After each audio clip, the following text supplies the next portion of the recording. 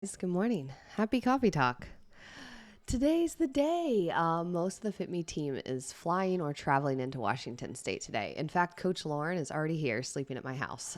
She is upstairs right now, actually doing her coaching touches. And side note, she came over and she made breakfast this morning. And Georgia acted like I had never made her eggs in my life.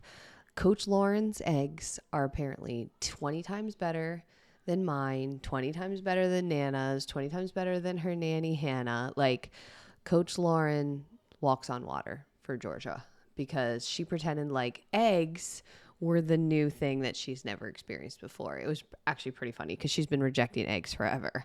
But let's get right to coffee talk message. First off, my coffee mug. This was a gift from Marlena. She will actually be here soon. Marlena is one of our coaching interns, soon to be fitme coaches. She sent this for my birthday from New Mexico, and it's super special. And I love this mug. And I'm drinking Black Rifle coffee because I need the heat today. Side note, there is a Mickey Mouse potty behind me. If you're watching this live on the Facebook video, you can see that red thing behind me. That's a Mickey Mouse potty. That's just what you get in your office when you have a toddler. So, coffee talk message today is actually inspired by a conversation I had. I did a consult with someone yesterday who is joining fitme, who signed up for 6 months, is getting started with On Track in our November group. And I was talking to her about her goals. And I thought something interesting about what she said would be important for you. She has lost 20 pounds on her own by changing some things about her lifestyle and her routines. She lost 20 pounds and has maintained it over the past 2 years. She's kind of stayed the same. She was telling me over the phone that she's stuck and she wants to get past it. She can't seem to get past this plateau and how it's really frustrating. And, we're going to help her in fitme. We're going to help her figure out what she needs to change and help her move to that next level. But what I wanted to share with you, which was my takeaway, and this really stuck with me, is that in her mind, she was failing. She was stuck at a plateau. She couldn't get through it and she was frustrated. In my mind, from my perspective, I saw that she had actually maintained the changes that she had started. So the initial 20 pounds that she lost, she maintained for the past 2 years. She didn't plateau for the past 2 years. Now, I know that they might translate into the same thing on the scale or maybe on a chart, right? But they don't translate to the same thing in our minds. Oftentimes, when body changes are concerned, they actually are short and they don't stick around. I don't know if you are like me, but when I was struggling to change my body, I probably tried 15 different things. I think I ordered Brazilian butt lift. I was trying like We Fit, all of the infomercials that were targeted towards like, you want to change your body, buy this, or you want to lose weight, buy this. Like, I was doing all of those things. And any time that I actually had change happen with sort of those short-term approaches, it never stuck around. If I lost 5 pounds doing Weight Watchers, I gained it back as soon as I stopped counting my points. If I lost a couple pounds substituting my meals with frozen diet meals, then as soon as I stopped, it came back. So there is a different kind of progress that you can celebrate when you see change because you've made some fundamental alterations to how you live. You used to always hit fast food on the way home from work, and instead now you cook meals each night after work. That is a fundamental shift in what you do every day. And say as a result of that, you lose 5 pounds and it stays off because you keep that shift in your routine for the most part. I mean, every once in a blue moon you hit fast food, but for the most part you don't.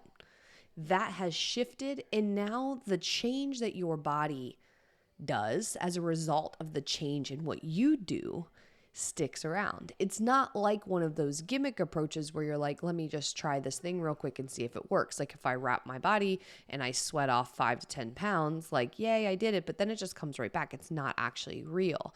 And so I was so excited to speak to her on the phone yesterday because one, she's already shown that she's serious about making fundamental changes and she already has evidence that it works.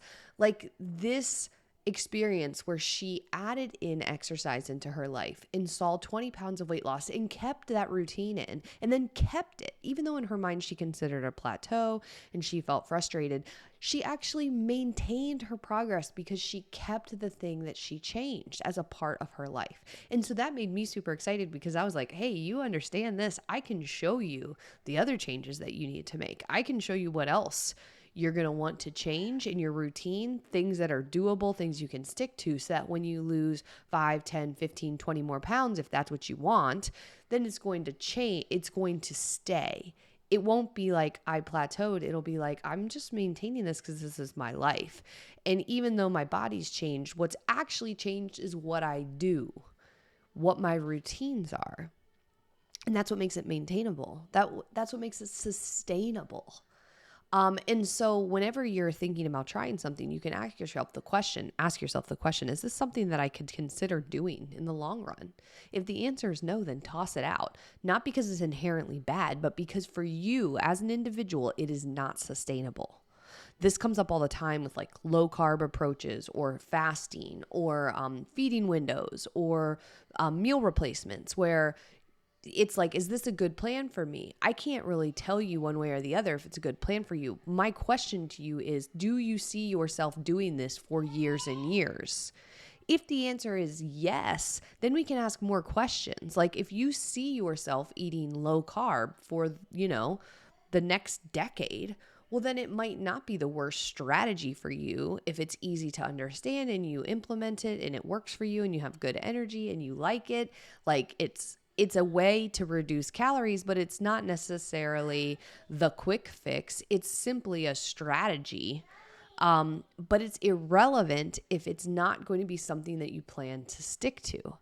And so I loved this conversation yesterday with this amazing woman who is going to be a part of fitme for the next 7 months. We're going to help her make that change, the changes that she needs. We're going to help her build on the ones she's already done. But I just wanted to reframe that for you.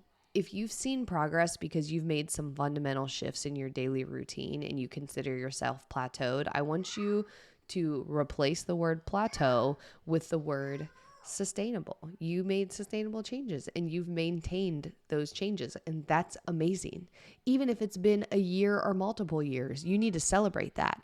And then if it's time to see more change and you're like, you know what, I know that I want to change a few more things about what I do in my day, and I guarantee that that's going to change how I feel in my skin, that's awesome too. We can help you do that. And you can see that when you do it, it will stick around. It's not that sort of like smoke and mirrors type of change where you see it and then it's like it's gone.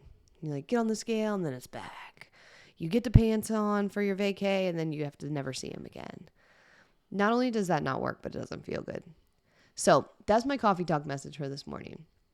Plateau, aka maintained, sustainable. And this is what we do in fitme. This is what I get so excited about doing, is helping people create that diet-free and sustainable change so that they can make the changes that they need to do in their daily routine into how they eat, how they move, how they talk to themselves. And in turn, that changes how we feel in our body. So thanks for plugging in for Coffee Talk. Georgia's telling us it's fine. It's over. And if you haven't done so, subscribe to Coffee Talk on your favorite podcast platform. And if you're listening on the podcast or not in our Facebook group, come on over to Fit Me Free Intro. We're going to hook you up with our plate guide when you first join the free group and get you started on making some of those diet-free and sustainable changes. So I will see you over there. Check out my stories today and tomorrow and actually the rest of the week to see the Fit Me weekend unfolding and the Fit Me staff and team training. And I will talk to you guys later. Bye.